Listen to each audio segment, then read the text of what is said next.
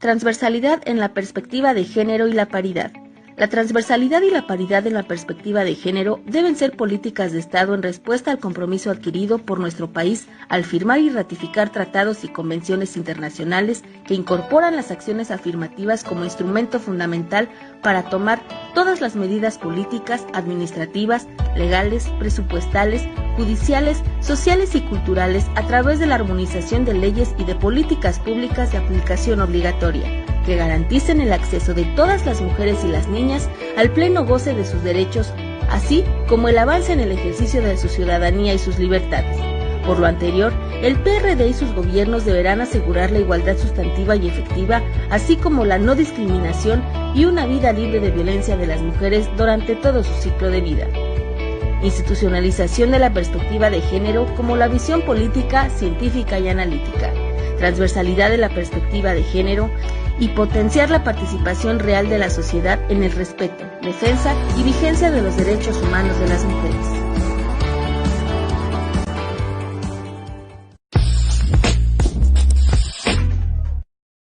Hola, bienvenidas, bienvenidos a este segmento importante del programa Revolución Democrática 2.0. El día de hoy tenemos dos invitadas de lujo. Me parece que la discusión que tenemos que dar, que tenemos que seguir discutiendo, que tenemos que seguir construyendo, sobre todo quienes nos preocupamos por el rumbo que va llevando el país y particularmente cómo garantizar desde los espacios de poder que los derechos humanos de las mujeres de todas las edades y de todas las condiciones puedan ser realmente ejercidos, garantizados, se puedan identificar y se puedan valorar cómo vamos justamente en esa definición y en esa decisión que tenemos que garantizar, insisto, desde todos los espacios para que las mujeres sean consideradas como sujetas plenas de derechos desde que nacen hasta que mueren. Y las dos ponentes de lujo del día de hoy son ni más ni menos que dos expertas que tienen una gran trayectoria. No se puede entender mucho de los avances que desde el ámbito legislativo, político, desde las políticas públicas se han logrado sin la participación de estas dos grandes ponentes. La doctora Gloria Ramírez. Hola, Gloria. Quien es experta. Gracias. Sí, de veras es un lujo tenerte acá. Gloria tiene una expertise sensacional. Ha sido la precursora en el análisis del cumplimiento de la Convención para eliminar todas las formas de discriminación a las mujeres, la COCEDAW, que nos ha estado recomendando este comité de COCEDAW, nos ha estado recomendando desde que México aprobó este Tratado Internacional de los Derechos de las Mujeres, nos han recomendado distintos asuntos que están pendientes para que el Estado mexicano los garantice. Bueno, el informe sombra de esa obligación que tenemos con la CEDAW, justamente tiene la autoría, la conducción, la responsabilidad de la doctora Gloria Ramírez.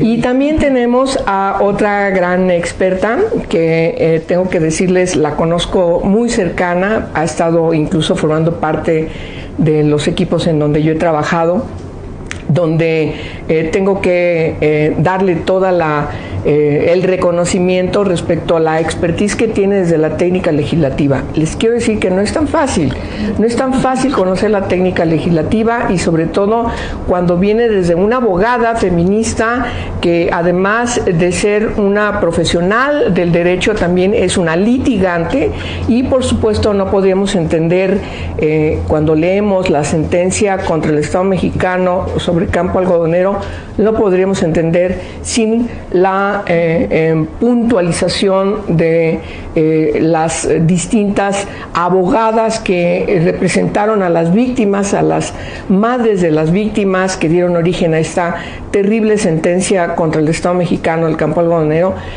la licenciada Edith López. Muchas gracias. Después de esta presentación vamos a pasar al primer segmento que tiene que ver con uno de los asuntos más importantes desde Naciones Unidas y particularmente desde el Comité sobre Derechos jurídicos y particularmente los derechos económicos y sociales de Naciones Unidas, se diseña en 1997 un mecanismo que debe emprenderse, debe aplicarse en todas las políticas públicas desde todos los estados para lograr justamente que los derechos de las mujeres puedan ser garantizados a plenitud.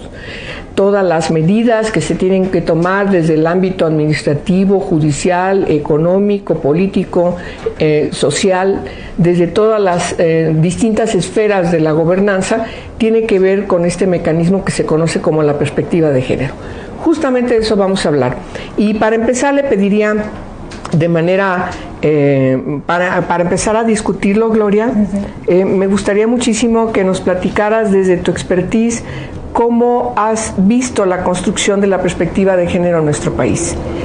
Pues ha sido un largo camino que efectivamente no tiene mucho tiempo, fue en los años 90, como tú bien dijiste, que de hecho empieza en 93 en la conferencia de Viena, o quizás un poquito antes en la conferencia de la CSW, la Comisión Social y Jurídica, en 1955, que se empieza a hablar de la perspectiva de género, se concreta desde luego en la conferencia de Beijing, pero en la conferencia de Viena del 93 se dice, hay que ver, nosotros tenemos que analizar y medir nuestra sociedad desde una perspectiva, algunos le llaman enfoque, pero se ha consolidado perspectiva de género. Es decir, la vida fue construida, fue enseñada, fue edificada a través de una sola perspectiva, etnocéntrica.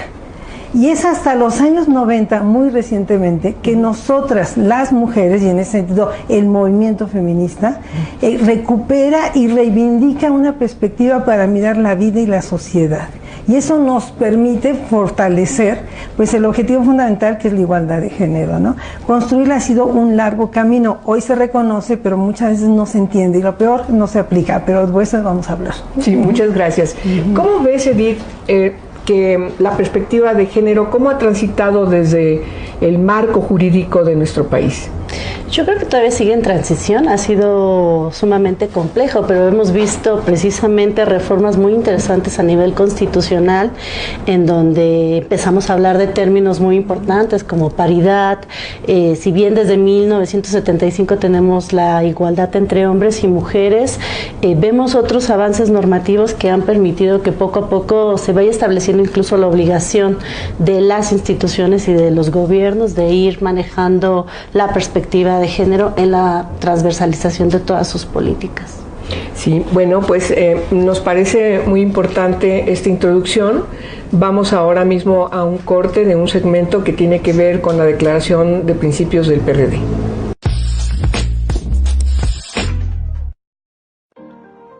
Declaración de Principios sobre las Mujeres.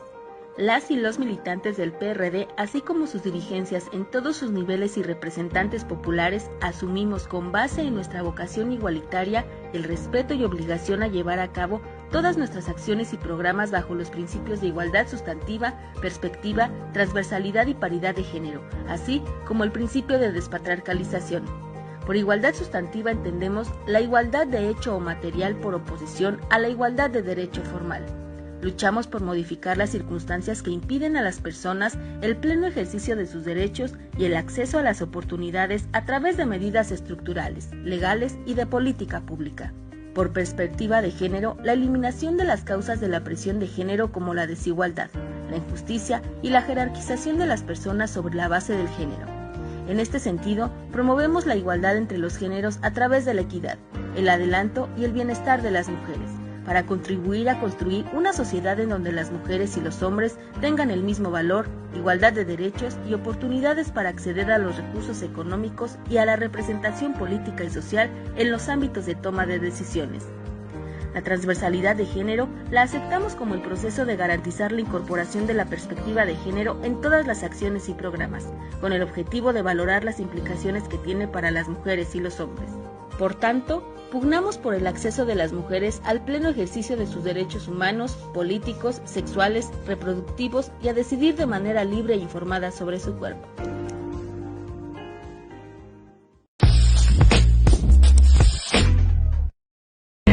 Fíjate, Gloria, que cuando discutimos desde el origen del PRD, que es un proceso que todos los partidos políticos tienen que emprender porque estamos obligados por el órgano electoral que rige y que verifica que los institutos políticos cumplan con la Constitución. Es muy importante que se discuta en el marco de los partidos los documentos básicos, como se les conoce. Y como acabamos de ver, los principios es uno de los documentos fundamentales que definen a un partido político. El PRD desde su origen definió estos principios y fuimos construyendo también en los principios nuestro compromiso con la igualdad sustantiva, con, como decíamos al principio, que los derechos de las mujeres sean reconocidos y ejercidos a plenitud. Y de repente encontramos en las discusiones en el partido que algunos términos no se entendían. Llegábamos a veces con algunos términos que no se entendían y que requerían mayor explicación, porque entendemos que en los partidos políticos hay diversidad de personas y luego nosotros manejamos algunos términos que no se entienden. ¿Qué es androcéntrico? Explícanos qué es androcéntrico. Mira, nuestra sociedad a veces no solamente es que no lo conozcan, es que no nos educaron en la igualdad. O sea, que hay que entender que nosotros y las sociedades fuimos formadas desde un mundo que se construye alrededor del hombre, es el centro del universo. El hombre es el que construye, el que define las disciplinas, el que define toda la autoridad y todos los espacios. El hombre es el centro del mundo. La mujer no era sujeto, sino hasta tenemos el derecho de ser ciudadana hasta el siglo XX. Es decir, 20 siglos nos dijeron que era natural la subordinación, que teníamos que estar supeditadas. Nos lo enseñaron y nos los metieron en la cabeza, pero además filósofos, no solamente pensadores. La Iglesia Católica, por una parte, pues venimos de una costilla de Adán, y todas las iglesias somos subordinadas, somos un pedacito de algo, pero nosotras no nos empoderamos. Pero empoderarse ya significa un proceso que llega realmente hasta finales del siglo pasado. Estamos hablando de una sociedad que se crea alrededor del hombre, y del hombre como el patrón y el soberano, pero podía ser el marido, el esposo, el hermano o cualquier tipo que tuviera pantalones y que mandara en esa familia, porque la mujer no era sujeta, o sea, no era sujeto de derechos, no era una persona capaz de tomar decisiones, todo estaba supeditado a precisamente al hombre, y androcéntrico es esto. Y en relación con esto se va constituyendo una serie de propuestas que hoy le decimos perspectiva de género, incluso la palabra género, que también es compleja de entender, porque parece ser que nada más es la mujer y no es el género, tiene que ver con los dos. Pero digamos que este mundo que se construye alrededor del hombre va a construirse alrededor de las disciplinas y de las instituciones. Por eso vemos que en todas partes quien tiene el poder es el hombre, y la mujer entra hasta el siglo XX. 20 siglos en reconocer que somos personas que tenemos todos los derechos y que buscamos la igualdad. Sí. Y decías la igualdad sustantiva en los hechos y en las leyes. Claro. En la discusión, las primeras discusiones para empezar a inscribir cómo serían los principios del partido, recuerdo muy bien, había quienes decíamos, tiene que ser justamente definido las mujeres en femenino y los hombres en masculino. Claro. Y no seguir utilizando este lenguaje masculino como neutro. ¿Cómo se avanzó desde tu perspectiva en el país en esta preocupación que compartimos? Bueno, pues sí hemos avanzado. La verdad es que cada vez vemos más instituciones, incluso legislaciones, que es mi experiencia, que empiezan a incluir y utilizar el lenguaje incluyente. El gran problema es que tenemos una institución que rige la lengua española, que es la Real Academia de la Lengua Española, que no está de acuerdo con el uso del lenguaje incluyente, porque cree que los términos hombre incluyen a las mujeres, que incluso es más complicado cuando hablamos visibilizando a hombres y mujeres. Pero lo que decimos las feministas, que la forma también es fondo, y entonces cuando hablamos y estamos ante un foro en donde hay hombres y mujeres, la verdad es que cada vez es más incómodo, incluso para las mujeres más jóvenes, que les hablen totalmente en masculino, empiezan a decir, claro que no, yo estoy aquí, ¿no? Y pareciera que el lenguaje es la forma, pero al final del día refleja lo que queremos, claro. Y que los partidos reflejen que están compuestos por hombres y mujeres es, creo, trascendental, no es cualquier cosa. Sí, de manera muy breve, unos cuantos segundos. ¿Qué importancia tiene el lenguaje respecto a hablar en femenino y masculino? Simplemente lo que no se menciona no existe. Muy bien. Y la invisibilidad ha sido una herramienta para la insubordinación. Muy bien. Edith. Pues eso, que si no se nombra, no existe, como dice la doctora, y somos todas y todos. Muy bien, vamos a ver el siguiente segmento, una cápsula que tiene que ver con la cultura política, y vamos a ver una cápsula de el doctor Cifuentes, justamente que preparó para este programa. Buenas tardes a todos y a todas. Estamos en nuestro programa Revolución Democrática 2.0 del Partido de la Revolución Democrática. Como cada semana, estamos en la librería Ágora del partido, donde ustedes podrán ver toda esta gama de publicaciones que ha realizado y que están a su disposición. En este segmento de nuestro programa, Igualdad de Género y Equidad, que conduce la licenciada y maestra doña Angélica de la Peña, vamos a aprovechar para recomendar la lectura a todos ustedes de un libro de una mujer de la edad temprana del siglo XIX que se preocupó por la emancipación de la mujer. Es precisamente Flora Tristán, en una de sus obras, La Unión Obrera, donde plasma su importante pensamiento sobre el particular. Quiero decirles que Flora Tristán es una mujer que nació en Francia y que desde muy temprana edad se preocupó por la clase trabajadora. Ella fue parte de la clase trabajadora. Flora Tristán se está considerada como una de las pioneras de la lucha por los derechos de la mujer. Ella considera que debe ser de manera fundamental, importante, la educación, la oportunidad en la educación y en el trabajo como resortes para impulsar a las mujeres a su liberación. Y en términos generales, si bien es cierto que su pluma la enfoca y la afina en favor de la clase obrera en general, también lo es de que pone especial atención en el caso específico de las mujeres. Y para que tengan ustedes una idea sobre un tema que hoy está en boga, pues imagínense, estamos hablando de mediados del siglo decimonónico y Flora Tristán ya habla sobre las mujeres en el desarrollo de su trabajo en los temas domésticos. Es decir, ya aborda el tema de las mujeres en el trabajo doméstico, en ese tiempo que hoy está en boga en nuestro país precisamente, ¿verdad?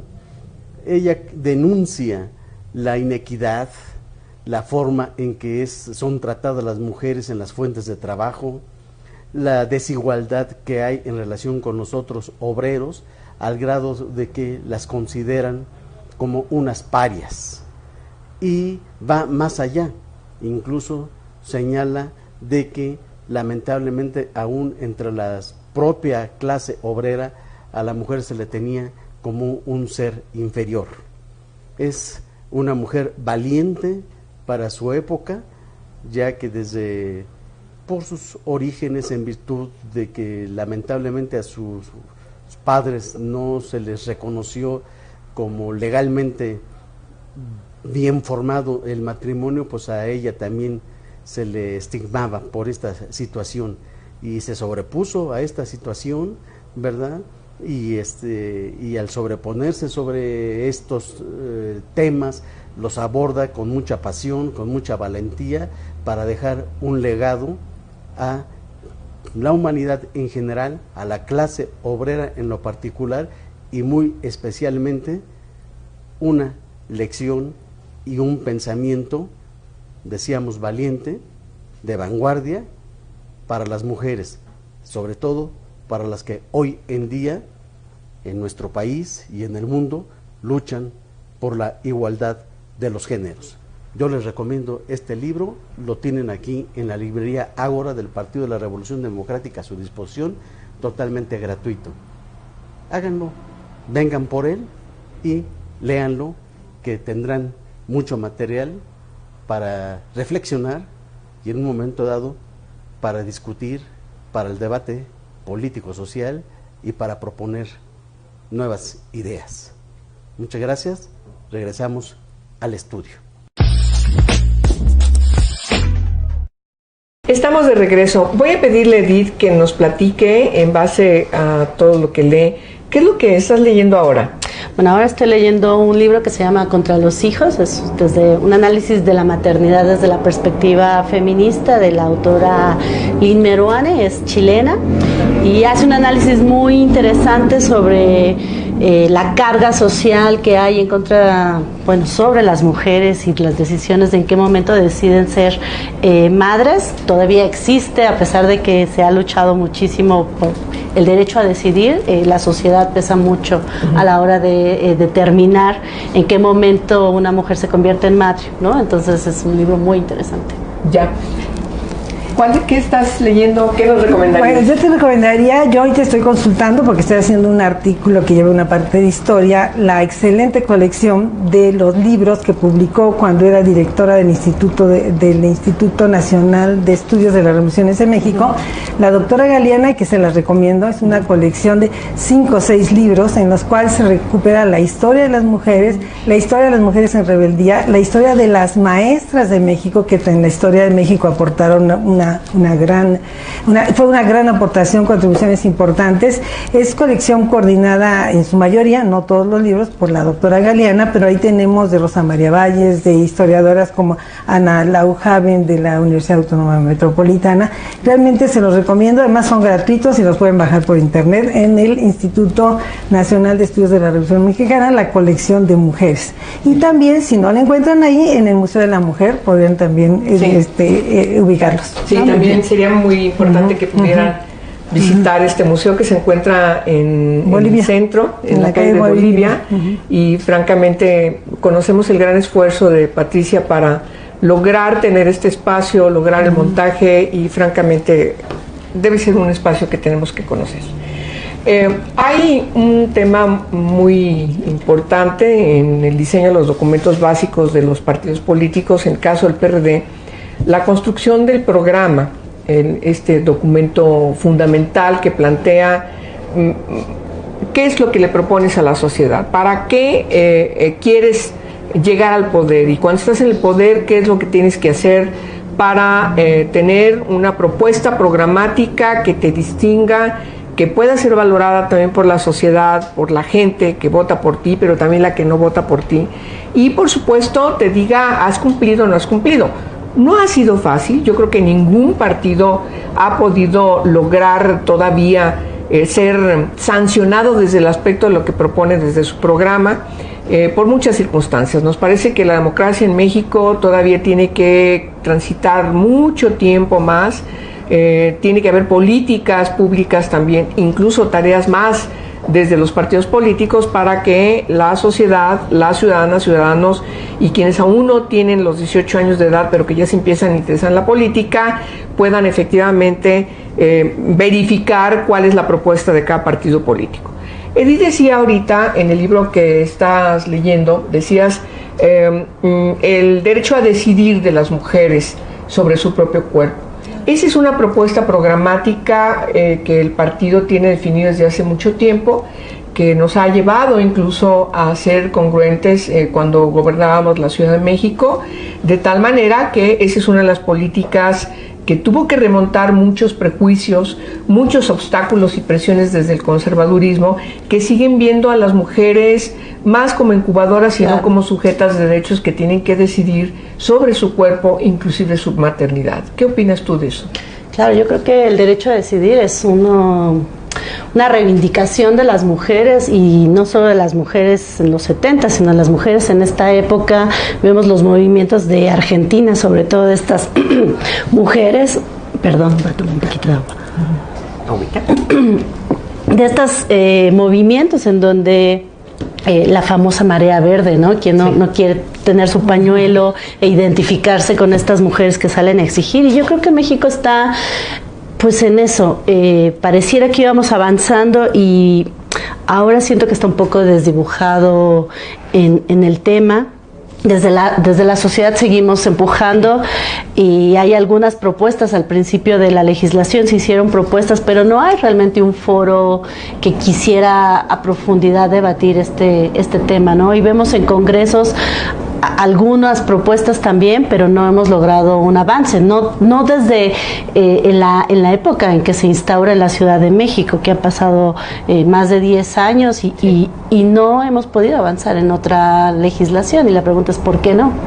¿No? ¿Cómo lo tenemos en una entidad y en todo el otro país sigue sin regularse? No solamente no se avanza, sino se va en contra. Totalmente. Ese es otro de los gravísimos problemas. Y justamente, ¿no? Se va en contra, y hay una militancia del conservadurismo encabezado por algunos... la Iglesia Católica, hay que decir con su nombre muy completamente. Esto viene de la Iglesia Católica, y es en contra, desde luego, del Estado laico, pero quizás es importante mencionar en este derecho a decidir de las mujeres lo que significa la despenalización del aborto. Exacto. Y es muy importante como un ejemplo de perspectiva de género, porque durante mucho tiempo no nos dimos cuenta que no éramos dueñas de nuestro cuerpo, y quien no es dueña de su cuerpo no es dueña de su vida.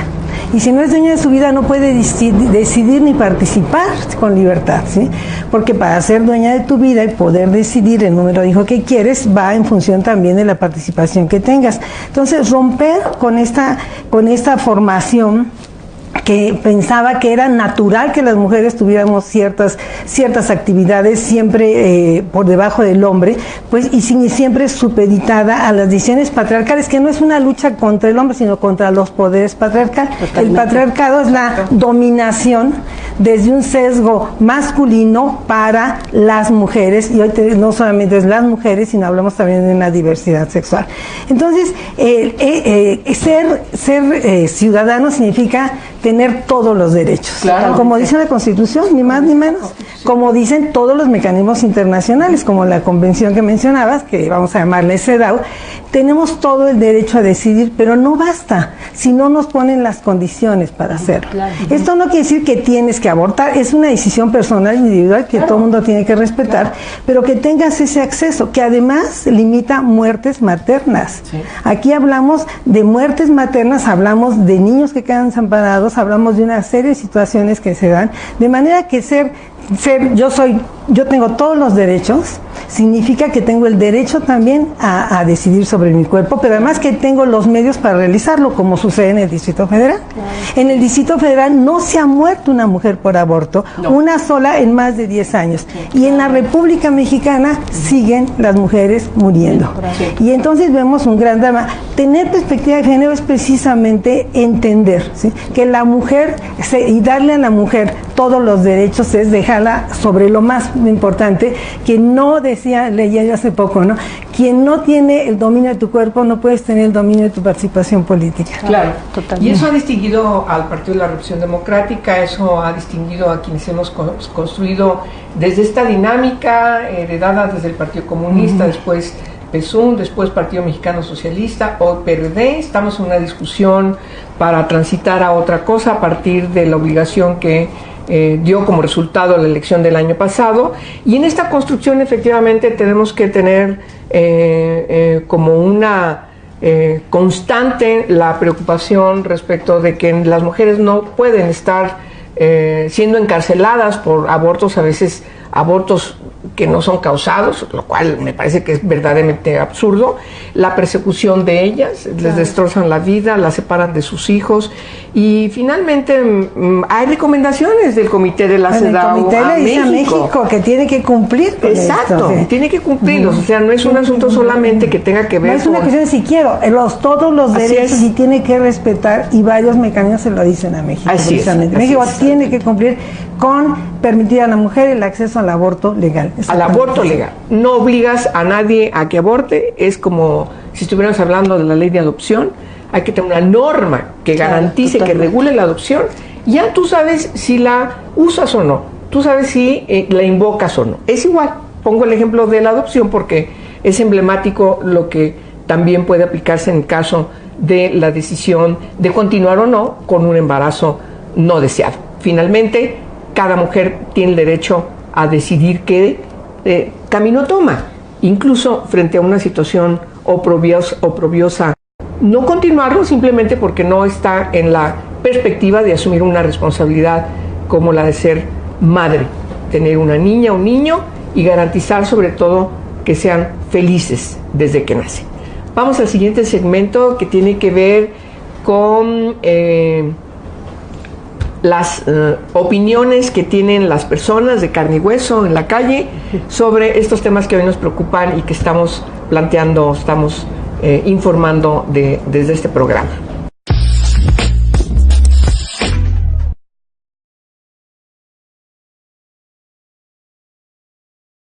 Pues no creo.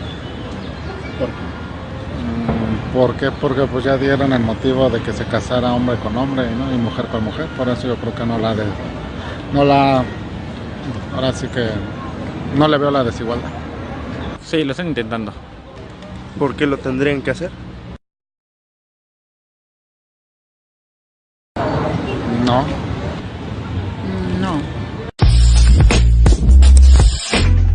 Como pudimos observar, las diferentes opiniones que nos dan ciudadanas y ciudadanos, hay reales preocupaciones. Creo que es importante destacar la autocrítica respecto de que sigue prevaleciendo el machismo. Se habla sobre la necesidad de que haya salario igual para trabajo igual.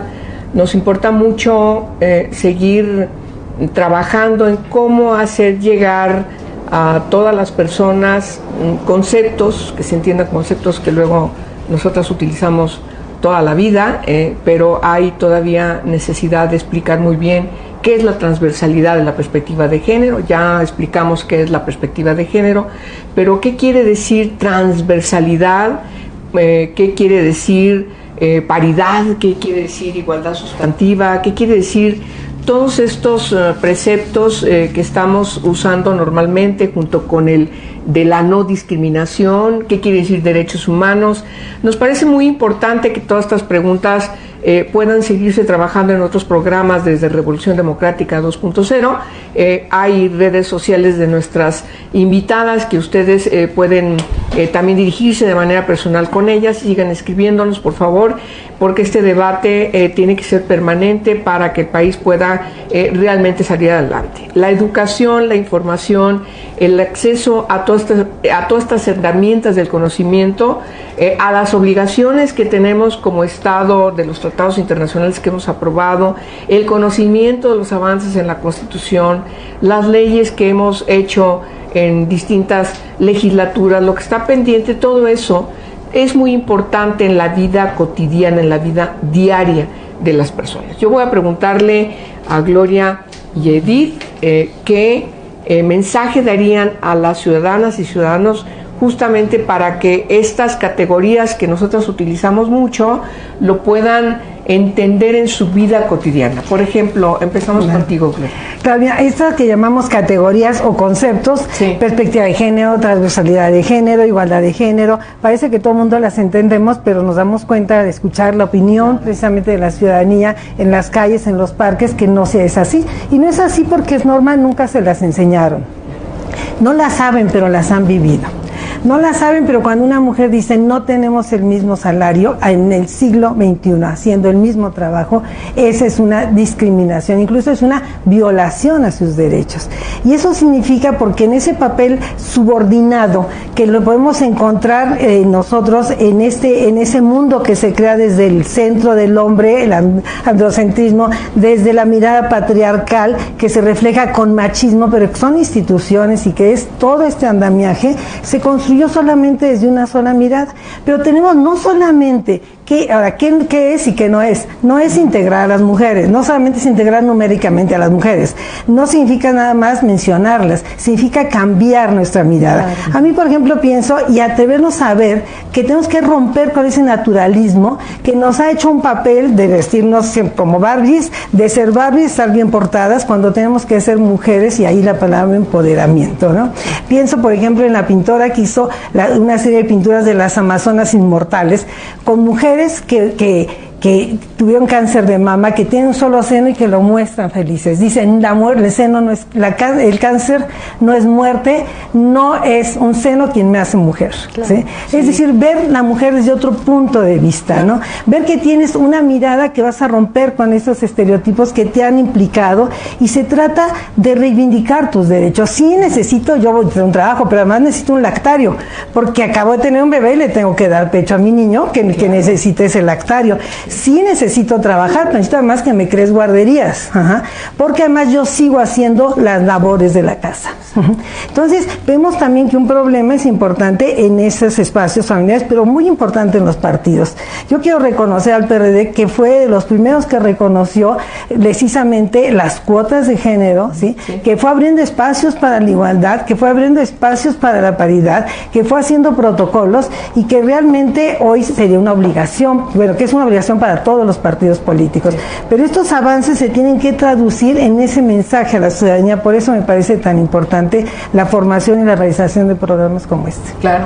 Y cuando estamos hablando de que las mujeres debemos ser reconocidas como sujetas de derechos, justamente estamos hablando de romper con todos estos estereotipos sexistas que nos impiden justamente serlo. Claro. ¿Cómo lo observas tú? ¿Qué mensaje darías, Edith, a las mujeres, a los hombres del PRD, para que realmente este ente que estamos construyendo pueda realmente construir sinergias hacia tener la igualdad sustantiva, contribuir a que el país cambie? Claro, como decía bien Gloria, hay que romper con los estereotipos, y cuando las mujeres llegamos a los espacios de representación, a veces nos dejan como, pues que vea los temas de la niñez, que vea los temas de discriminación, que vea de discapacidad, nuevamente en este rol de cuidado, ¿no? De que las mujeres estamos cuidando, pero también las mujeres tenemos, claro, eso es un estereotipo, que nos den solamente una etiqueta de cuidadoras, pero también tenemos mucho que decir en el tema de seguridad, ¿no? Claro. Y entonces o de la economía, o de la violencia, o de la violencia tenemos muchísimo que decir, es nuestro campo. Pero yo creo que las y los hombres del PRD tienen que romper estas dinámicas y escucharse, y me llama mucho la atención algo que decía una señora, ¿no? Hay que atrevernos, hay que ser las mujeres valientes, y eso, no nos educan para ser valientes, para hablar en público. Entonces yo creo que el acompañamiento de hombres es sumamente importante. Claro, pero no solamente de las mujeres, porque además es regresarnos la responsabilidad. Claro, no, tienen que ser los hombres, porque además incluso hasta en la forma en que dicen las cosas, a las mujeres las asesinan, pero no hablan de los agresores que las asesinaron. A las mujeres las golpean, pero no hablan de los hombres que las golpean. Llega un momento en que desaparece en el lenguaje. Entonces, no, se tienen que aventar, no, los hombres, no los hombres, en realidad las instituciones, porque no es una lucha contra el hombre, creo que eso es fundamental.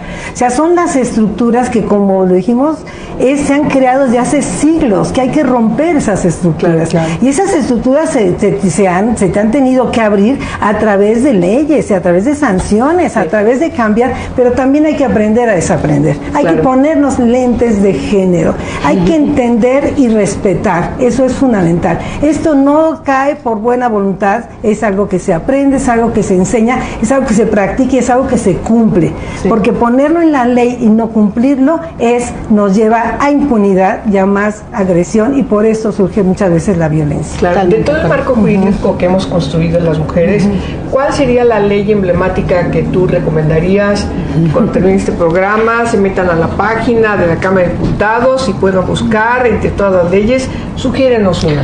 Por supuesto que la Ley General de Acceso para las Mujeres a una Vida Libre de Violencia tiene un marco sumamente importante que baja muchas de las obligaciones que tiene el Estado mexicano en la Convención Belém do Pará, pero yo creo que hay leyes que yo quiero mucho, ¿no? Porque no son las leyes en donde vas a encontrar los derechos de las mujeres, pero que tienen perspectiva de género. Y yo creo que el tema de la ley de desaparición forzada o la ley de ejecución penal, ahí se puede ver la mirada de las mujeres. Claro. Me gusta mucho que menciones esas leyes. Las queremos. Las queremos. Que además fueron hechas con la participación de la sociedad. También, exacto. Fue parlamento abierto. Esa es la gran característica de estas leyes, junto con la de tortura. En fin, hay varias leyes ahí muy importantes que fueron construidas justamente con la sociedad, con las personas que tienen que estar involucradas, que tienen mucho que decir, y ciertamente Edith menciona una ley que es la ley general sobre la desaparición para sancionar y prevenir la desaparición forzada y la desaparición cometida por particulares y del sistema de búsqueda, que es importante que se insista, se aplique y se pongan en funcionamiento todas sus herramientas. En esta ley participaron particularmente, y lo quiero mencionar, las madres. Las madres que están buscando a sus hijas y a sus hijos desde hace muchos años se han convertido en un motor que realmente ha revolucionado el país, pero todavía, por desgracia, no tienen justicia. Vámonos a ya prácticamente al último corte. Creo que es importante cerrar esta entrevista con estas dos personalidades de lujo y regresamos en un momento.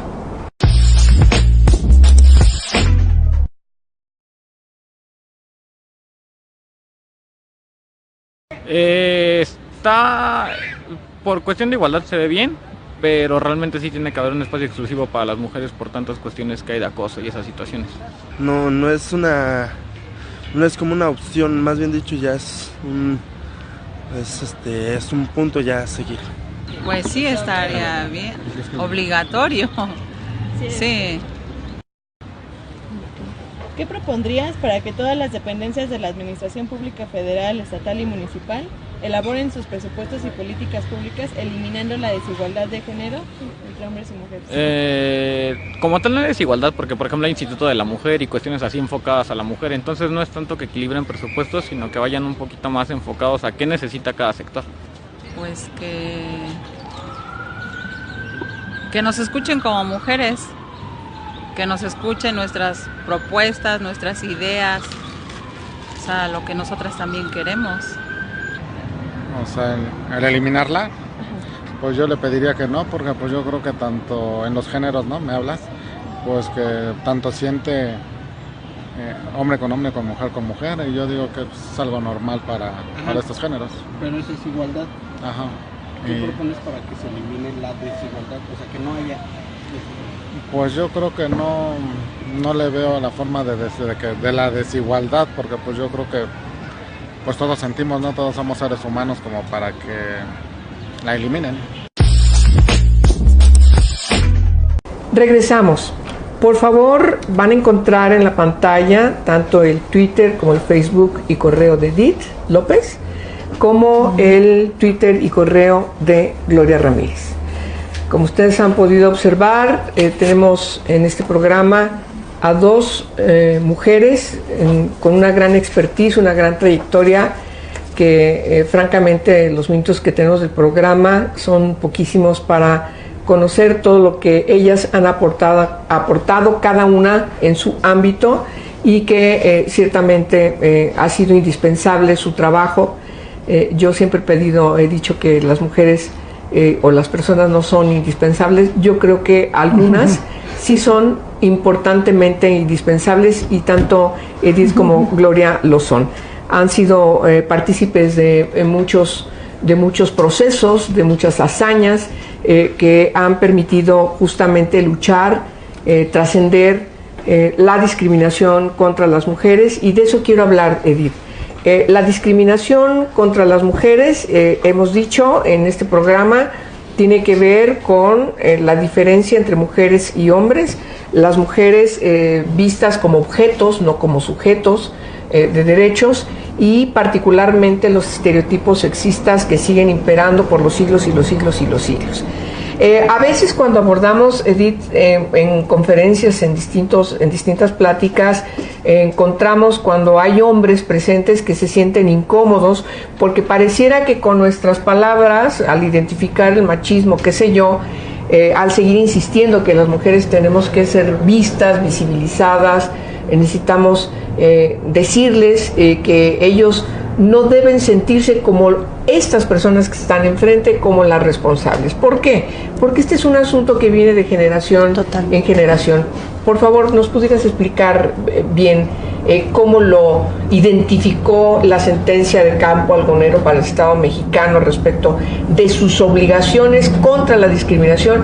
No solamente buscar justicia a esas chicas que de repente aparecieron sus restos, sino la sentencia del Campo Algodonero se metió justamente a señalar la importancia de la transversalidad de la perspectiva de género y la importancia de la educación contra estos estereotipos. Por favor, Edith. Claro. Por cierto, este año se cumplen 10 años de que salió la sentencia y sigue sin cumplirse, así que seguimos en la exigencia. Campo lo que hace es aporta cosas muy importantes. En primer lugar, es el primer órgano jurisdiccional que reconoce el término de feminicidio como un concepto jurídico, porque antes de eso lo habíamos estado trabajando como un concepto sociológico, antropológico. Entonces, con la Corte dice sí, el feminicidio es el homicidio doloso de mujeres. Pero va más allá, dice, lo que pasa en Juárez no es el caso de Esmeralda, de Brenda, sino es el caso de las mujeres que se encuentran ahí, porque es un problema estructural. Lo que se vive en Juárez es violencia estructural que requiere de una transformación, y por eso mete el enfoque transformador, en donde nos dice no basta con regresar la situación al momento antes de que se cometiera la violación, al momento antes de que privaran de la libertad y de la vida a estas mujeres, sino hay que cambiar, hay que transformar a esa sociedad, porque esa sociedad, así como está, es la que permitió y la que permite y la que sigue permitiendo en todo el país y en toda la región que las mujeres sean privadas de la vida, sean violadas y que sean violentadas en los espacios donde tendrían que estar con la mayor seguridad, que son sus casas. La violencia familiar no ha desaparecido y estamos a nada de incumplir la promesa que les hicimos con la plataforma de Beijing de sal y denuncia a tu agresor, porque si vas y denuncias a tu agresor y la institución no te responde, entonces no hay ninguna garantía para estas mujeres. No, al contrario, las pone en vulnerabilidad. Claro, porque se puede aumentar la violencia que están viviendo por denunciar. Si las castigan, lo que necesitamos son las matan. Cambios transformadores, cambios estructurales. Y en ese sentido, los gobiernos tienen muchísimo que hacer. Tienen una gran responsabilidad como Estado. Los 3 ámbitos de gobierno son, sin lugar a dudas, los actores que tienen que garantizar estas políticas a la que nos obligan las sentencias desde el ámbito penal, pero también los tratados internacionales que hemos aprobado y que México está obligado con estas leyes. Pero también es importante señalar que tenemos un marco jurídico que tenemos que atender, tenemos que avanzar. Nos preocupa mucho en ese sentido que lo que hemos avanzado de repente tengan retrocesos. Ese es un batallar que tenemos cada 3 años, que tenemos cada 6 años. Y habíamos avanzado justamente por lo que acaba de decir Edith, en definir en el Plan Nacional de Desarrollo todo un capítulo que estaba inscrito para los derechos de las mujeres desde la perspectiva de género, planteando con toda puntualidad la obligación del Estado mexicano para garantizar la transversalidad de la perspectiva de género con metas, con objetivos, con acciones concretas que tendrían que estarse midiendo para saber qué se avanzó, dónde no se avanzó y qué es lo que hay que hacer justamente para para aplicar irrestrictamente los tratados, las sentencias, el marco jurídico, la Constitución. Y en ese sentido, ¿cómo ves, Gloria, esta discusión de hace pocas semanas alrededor de la propuesta de Plan Nacional de Desarrollo, que se había logrado tener este gran capítulo y que hoy vemos ya no lo tiene este Plan Nacional de Desarrollo? Claro, bueno, lo veo con mucha preocupación, pero eso ha sucedido a las mujeres. Saben que las etapas, cuando se habla de la historia de las mujeres, hablamos de olas, porque las olas van y vienen. Y lamentablemente esto es de una explicación, o sea, los derechos de las mujeres nunca han estado consolidados. Se avanza, hemos avanzado sin lugar a dudas, pero también hay grandes retrocesos. En este marco sí es muy preocupante, pero es muy preocupante también no solamente en el Plan Nacional de Desarrollo, sino en general, o sea, que todos estos avances en la norma, en políticas, en prácticas, en presupuestos, se vayan para atrás. O sea, porque sí hay un avance sin lugar a dudas, y no hablemos de algo fundamental que no podemos profundizar, pero que es la paridad. Y la paridad significa que tenemos el derecho a tener el mismo poder, el mismo acceso, 50-50 en la repartición de todos los bienes, en la repartición del poder. En este concepto de igualdad se tiene que medir y se mide por la paridad. La paridad es un instrumento para que efectivamente tengamos ese derecho 50-50, y solamente porque es justo, porque incluso somos más del 50%, nos debería corresponder un poquito más, 50-50, y en ese 50% que hoy está reconocido, ¿cómo vamos a llegar? Y el problema es precisamente que cuando hay cambios de programa, cuando vemos algunos retrocesos, cuando vemos nosotros que hay avances, sin lugar a duda, avances sobre todo en el plano normativo, pero una gran dificultad a su aplicación. Totalmente. Y es ahí donde tenemos cada uno en su propio espacio. Regresar quizás con el paradigma del colibrí, que ahorita lo voy a decir al final, pero sobre todo ver que necesitamos trabajar individualmente y colectivamente desde nuestros espacios. Sí. Es ahí donde cada institución, por eso el papel de los partidos políticos es importante. Los partidos políticos han sido muy reticentes a la paridad. En general, bueno, no se puede decir, la Iglesia Católica está en contra de la igualdad, y lo ha dicho públicamente en Naciones Unidas, y está en contra y quiere repetir la historia de la naturaleza que nos crea diferentes, simplemente porque así fue el marco divino que lo estableció. Entonces, en ese marco tenemos que buscar políticas de educación, tenemos que buscar políticas que incidan en la participación política de la mujer, y además que lleguen mujeres, pero que también puedan defender la agenda de las mujeres, que esa es otra cuestión, aunque no es su obligación, porque tienen que llegar simplemente porque tienen derecho a llegar, ¿no? Las mujeres tenemos derecho a llegar en todos los espacios. Sin embargo, los diferentes obstáculos hacen que no pueda concretarse esta igualdad, y un obstáculo fundamental que tú comentaste ahorita es la violencia. El feminicidio es una muerte, es un asesinato de mujer solo por ser mujer. Punto, ¿no? Y esto de acuerdo. Marcela, pues tú trabajaste en la ley de acceso con Marcela Lagarde, que es la que va a concebir, ¿sí? Que no solamente es un homicidio de mujer, sino el feminicidio, que implica una serie de elementos, pero entre otras, impunidad del Estado. ¿Sí? Y un contexto hostil a la mujer y una serie de situaciones. Lo grave es que el Campo Algodonero 2009, en 2005 vino la Comisión Interamericana y sacó un informe excelente. En 2003 la Comisión Interamericana viene en 2002, en 2003 viene el Comité CEDAW y deja un informe, y tenemos muchos informes y tenemos más de 2.776 recomendaciones internacionales, de las cuales un cuarto son de mujeres. Claro. Hoy tenemos un andamiaje que cada quien en su espacio, y termino con el colibrí, lo debe tomar. El colibrí, y está un bosque, y en ese bosque se está quemando, entonces todos los animales corren, y entonces va el orangután corriendo y se encuentra un colibrí en sentido contrario y dice, ¿y a dónde vas? Y fue el colibrí, regresó y se ríe porque fue a tirar una gota de agua. Claro. Y le dijo, ¿y tú crees que con eso se va a pagar? Dice, no, pero es lo que a mí me toca. Entonces, hagamos cada uno lo que nos toca. La escuela tiene también una gran obligación: educarse, formarse, participar, actuar políticamente en forma individual, desde mi espacio familiar hasta mi espacio de participación profesional y desde luego político. Muchas gracias. Vamos a concluir ya. Un mensaje último, por favor, Edith.